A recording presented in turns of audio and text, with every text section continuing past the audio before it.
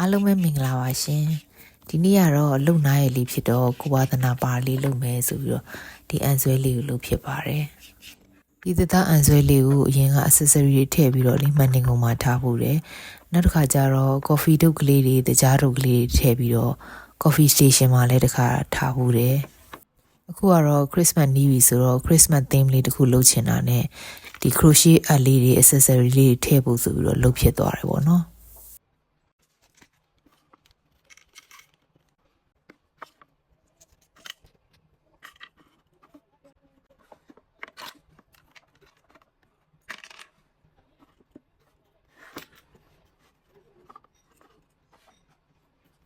ခရစ်စမတ်သင်းလေးတစ်ခုလုပ်ပြီးသွားပြီဆိုတော့ညနေစာစားဖို့အတွက်ချိုပွဲလေးလုပ်လိုက်ပါအောင်မယ်ဒီနေ့လုပ်မဲ့ချိုပွဲလေးကတော့ဒီမြေစာဥလေးနဲ့လုပ်မှာဖြစ်ပါတယ်အွန်လိုင်းကနေမှာလိုက်တာမနေ့ကရောက်လာတာပေါ့နော်အလုံးလဲကြီးတယ်နောက်ပြီးတော့အပုတ်လဲမပါဘူးပေါ့နော်သူ့ကိုရေးရင်စိန်နာရတယ်ပေါ့နော်ရွှွန့်တွေထွက်သွားအောင်လို့ရေးကြကြလေးစိန်နာရတယ်စိန်နာပြီးလို့ရှိရင် brush တွေနဲ့တိုက်ထုတ်ပြီးတော့4-5ခါလောက်ဆေးရတယ်ဆေးပြီးလို့ရှိရင်ရေမြုပ်ုံထည့်ပြီးတော့ရေကန်းပြုတ်လိုက်တယ်ပေါ့နော်ပြီးတော့သူကအခွန်နှွားတော့လက်ဝင်နေနည်းနည်းချောနေရောလေအခွန်နှွားအတုံးလေးတုံးပြီးတော့ရေပြန်ဆေးပြီးတဲ့ခါကျတော့စင်အောင်လို့ပြန်စစ်တာပေါ့နော်အဲ့လိုရေကောင်းကောင်းခြောက်နေလို့ရှိရင်လေဘူးထဲမှာထားရင်ကြာကြီးခံတယ်ပေါ့နော်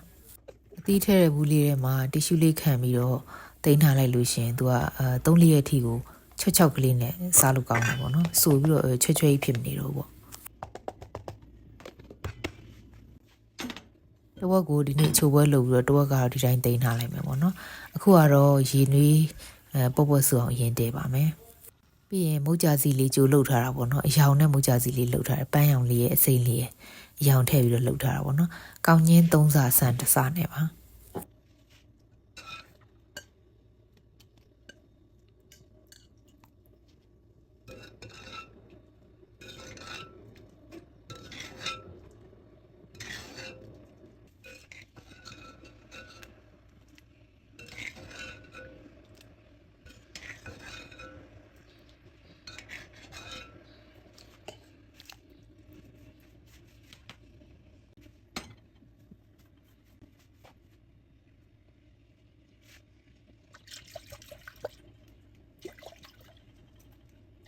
မုတ်ကြစီလေးရပြီဆိုရင်တော့အုံတို့ကိုစားနည်းနည်းထည့်မယ်ပြီးရင်ထညက်ပြော့ထည့်မယ်ထည့်ပြီးတော့ကြိုထားလိုက်မယ်ပေါ့နော်ရေးထည့်ပြီးကြိုပါတယ်တညက်ပြော့နဲ့စားတော့ကိုလိုသလိုအရသာမြည်ပြီးတော့ထည့်လို့ရတယ်ပေါ့နော်အခုပုံမှန်ပြထားတဲ့ဟာမျိုး2စလောက်ထည့်မှဒီအုံတို့နဲ့အတော်ပဲပေါ့အုံတို့အရန်စိတ်နေတော့လေသူမီးအေးလေးနဲ့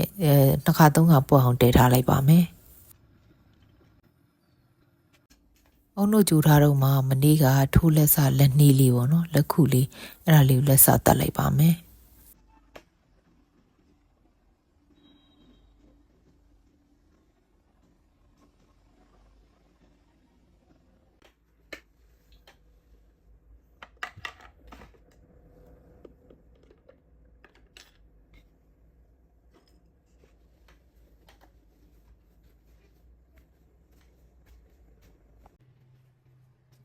အခုကတော့မြို့ကြောင်တွေကဆင်းသေးသေးလေးကို Christmas theme လေးနည်းနည်းပြင်လိုက်ပါမယ်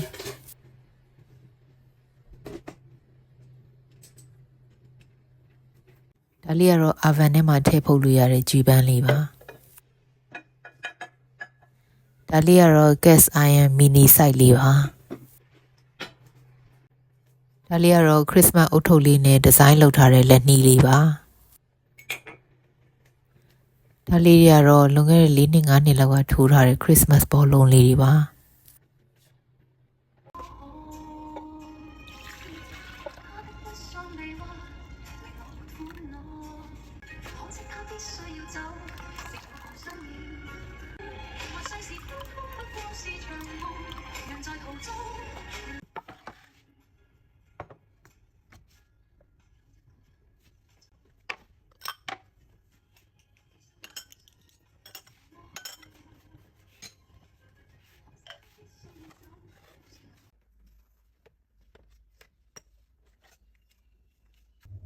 ဒီချိုပွဲလေးကမုတ်ကြစီလေးတို့အယောင်နဲ့လုပ်လိုက်တယ်မြေစာအုပ်လေးထည့်လိုက်တယ်ဆိုတော့ထိုင်းချိုပွဲပုံစံလေးဖြစ်သွားတာပေါ့နော် ရေခဲတစ်တာထဲမှာအေးခံပြီးအေးလေးစားလဲကောင်းတယ်အခုလိုနွေးနွေးလေးပေါ့နော်နွေးနွေးလေးစားလဲကောင်းပါတယ်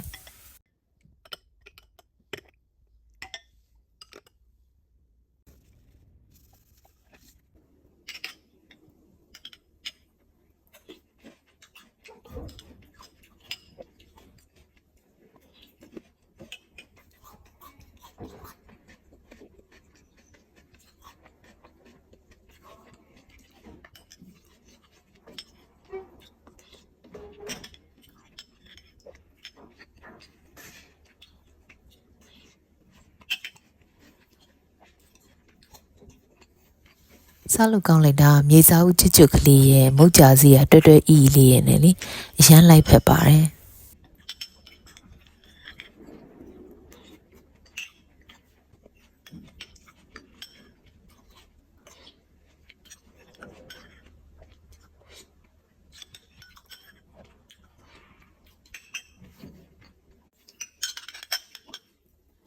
ချိုးပွဲလေးစားပြီးသွားပြီဆိုတော့ဘန်ကောက်အေကိုရောက်လာတဲ့ပစ္စည်းတွေကိုစစ်လိုက်ပါအောင်မယ်အဲ့ဒါဆိုရင်ဒီနေ့တော့ဒီလောက်ပါပဲเนาะကြည့်ရှုပေးသူများအားလုံးကိုကျေးဇူးပါနောက်ထပ်ဗီဒီယိုလေးမှာပြန်တွေ့ကြပါမယ်ဒါလေးတွေကတော့ဒီ Christmas မှာထွက်တဲ့ limited အယောင်လေးတွေပေါ့နော်